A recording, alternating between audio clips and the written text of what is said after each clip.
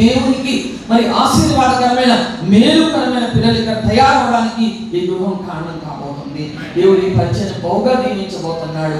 మమ్మల్ని దీవించిన దేవుడు, మరి మాకు కావాల్సిన సమస్త విధమైన సదుపాయాలు అనుభవించిన దేవుడు మరి వీరికి కూడా ఇంకా ఎక్కువగా కావాల్సిన సమస్తాన్ని సమకూరుస్తాడు. అయ్యగారు అంటే మా వారు, ఆయన మరి ఈ చిన్న పరిచర్య ఆ రోజు బిల్డింగ్ ఓపెనింగ్ అన్నమాట 2008లో ఆ ఓపెనింగ్ జరుగుతున్నప్పుడు రాత్రంతా ప్రార్థన చేసుకుని నాకు ఒక వాక్యాన్ని చూపించారు. ఇప్పటికీ నాకు గుర్తు.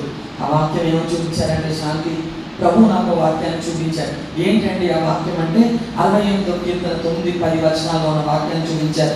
దేవా, నీ స్వాస్థ్యం మీద నీ వర్షము సమృద్ధిగా కురిపించితివి, అది అలసి ఉండగా నీ దాన్ని బలపరిచితివి, నీ సమూహము దానిలో నివసించును. దేవా, నీ అనుగ్రహం చేత దీనులకు సదుపాయములు కలుగజేస్తుంది. దేవునికి స్తోత్రం. వాళ్ళు చేసుకోలేదు. ఆ దీనులు వాళ్ళ సదుపాయాలు ఎలా చేసుకుంటారు? దేవుడే చేయాలి. దేవుడు తన దాసుని ఎన్నుకొని ఆ సదుపాయాలు అనుభవిస్తున్నాడు. ఎంత గొప్ప సంగతి చూడండి. ఒక వ్యక్తి యొక్క నమ్మకత్వం అనేక మంది ఆశీర్వాదానికి కారణం అవుతుంది. దేవుని స్తోత్రం కలుగుగా. మరి ఇంటి గొప్ప సదుపాయాన్ని అనుగ్రహించిన దేవాది దేవునికి వందనాలు.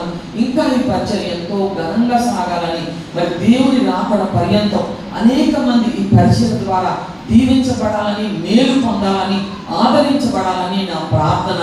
మరి నాకు ఇచ్చిన సమయాన్ని బట్టి దేవునికి వందనాలు చెల్లిస్తున్నాను. మరి ఇంటి గొప్ప మేము మంచిగా రావడానికి కారణం కరుణ కుమార్ గారు,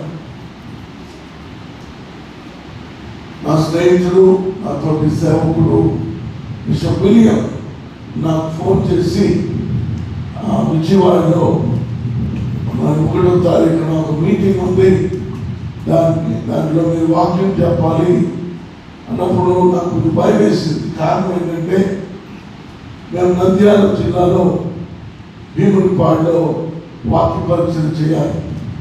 2 దినాలు అక్కడ ఉంటాం. అక్కడే మందిరాన్ని కడుతున్నాం. కడప సియోనుపురంలో దాదాపు